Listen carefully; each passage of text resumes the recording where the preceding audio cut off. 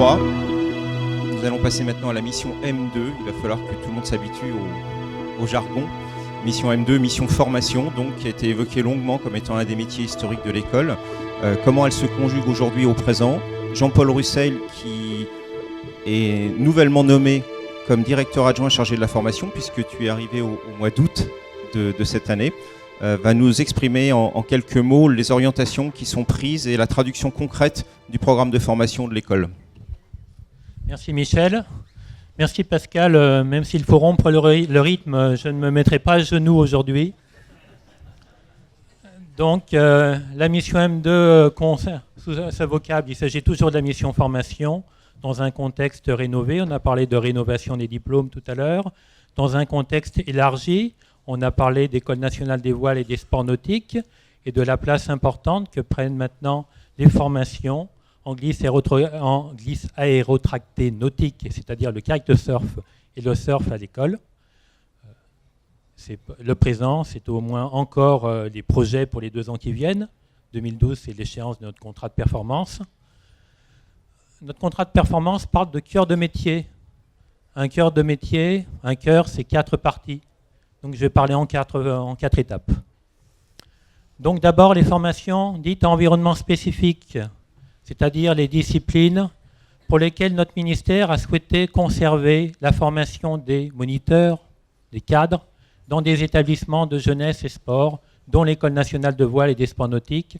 Je citais le surf et le kitesurf, discipline importante, 3 ans de métier, d'expérience en surf, 21 promotions, mais uniquement cette année, en kitesurf, une expertise importante maintenant acquise et qui nous fait apparaître que dans nos partenaires, non seulement il faut prendre en compte les stagiaires, mais les tuteurs qui accueillent et accompagnent nos stagiaires et leur apprennent vraiment les compétences professionnelles dans la phase d'alternance. C'est une dimension importante. Donc c'est la dimension du tutorat dans laquelle également Pascal Bouton joue un rôle essentiel.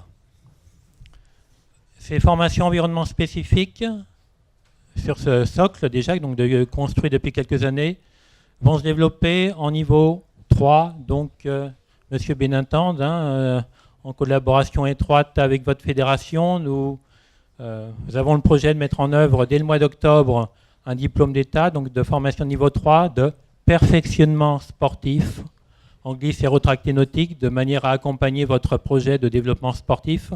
Et peut-être que Michel Basile, qui vous a refusé la parole tout à l'heure, acceptera de vous la donner en cette dernière partie.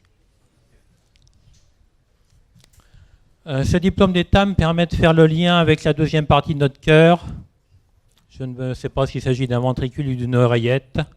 En tout cas, nous espérons qu'il sera en bonne santé. Il s'agit des diplômes, des formations dites supérieures, les diplômes d'État et les diplômes d'État supérieurs. Nous avons essayé d'oxygéner notre cœur avec la voile, le perfectionnement sportif, diplôme d'État, la performance sportive, diplôme d'État supérieur. Et nous nous apercevons que nos publics habituels, qui venaient volontiers vers les brevets d'État de 2e degré, semblent être un peu timides pour faire du perfectionnement sportif et qui plus est de la performance sportive. Donc nos formations, ces 2 dernières années, ont rassemblé des petits effectifs. Ce sont nos découvreurs.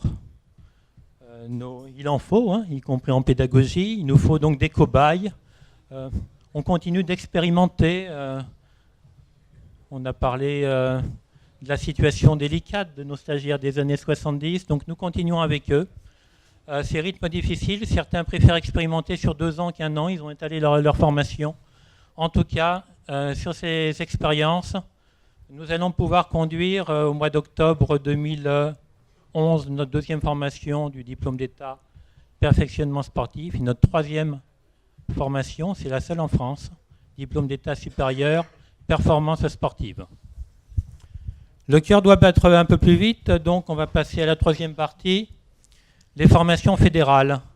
Ce n'est pas surprenant qu'une école nationale accueille ici des formations de fédérations nationales, de fédérations françaises, de voile, de surf ou de glisse aérotractée nautique.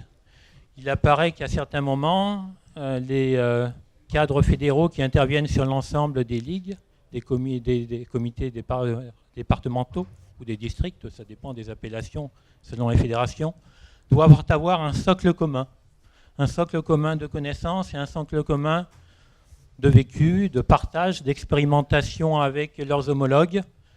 Et ce socle commun, la Fédération française de voile, depuis 2009, nous invite à le bâtir, à contribuer à le bâtir. Nous accueillons 3 types de formations fédérales ici. Les formations des formateurs AMV, assistants moniteurs de voile, c'est-à-dire le premier niveau finalement de cadre sportif, hein, les AMV. Donc nous contribuons à l'ingénierie de formation et à la formation de leurs tuteurs. Nous contribuons à la formation des responsables des dispositifs de surveillance et d'intervention des clubs. Et puis la fédération nous confie une des unités de compétences de leur diplôme d'entraîneur, l'UCC5, pour ceux qui sont familiers de ce jargon. C'est l'occasion de retrouver ici, dans cette école, pour 3 à 5 jours, des gens que nous avons formés il y a quelques années au diplôme d'État, au brevet d'État. Ils ont évolué et nous évoluons avec eux. Ces formations fédérales, elles sont moins développées quantitativement.